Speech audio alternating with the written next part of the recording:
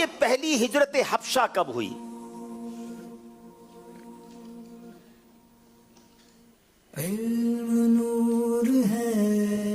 بسم اللہ الرحمن الرحیم۔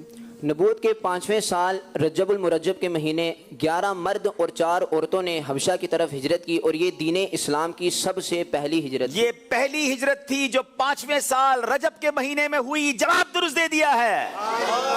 جب کفار کو مسلمانوں کی ہجرت کا علم ہوا تو انہوں نے کیا کیا؟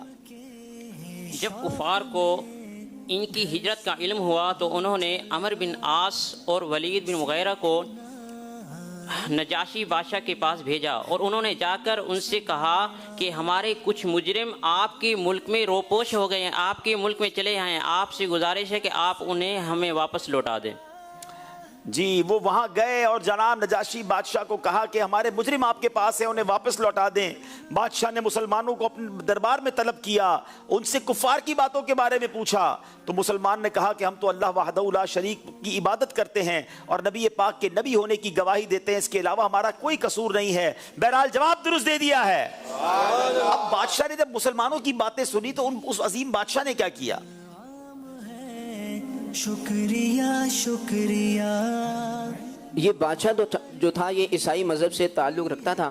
حضرت سیدنا جعفر بن ابو طالب رضی اللہ تعالیٰ عنہ نے اسے مسلمانوں کے عقائد کے متعلق بتایا، اور یہ بھی بتایا کہ مسلمانوں کا عقیدہ حضرت عیسیٰ علیہ السلام کے متعلق یہ ہے کہ آپ اللہ کے بندے اور رسول ہیں، اور اللہ کے بندے، اور بی بی مریم رضی اللہ تعالیٰ عنہا کے شکم مبارک سے اللہ تبارک بن باب کے اللہ کی قدرت کا نشان بن کر پیدا ہوئے۔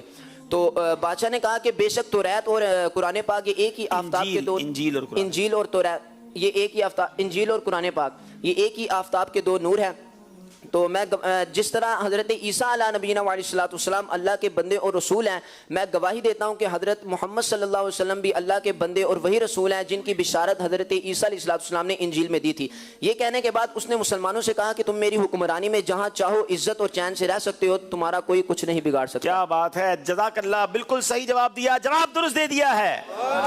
اللہ کریم ہمیں نبی پاک کی سیرت پر عمل کرنے، پڑھنے اور اس کو بار بار پڑھنے کی توفیق عطا فرمائے۔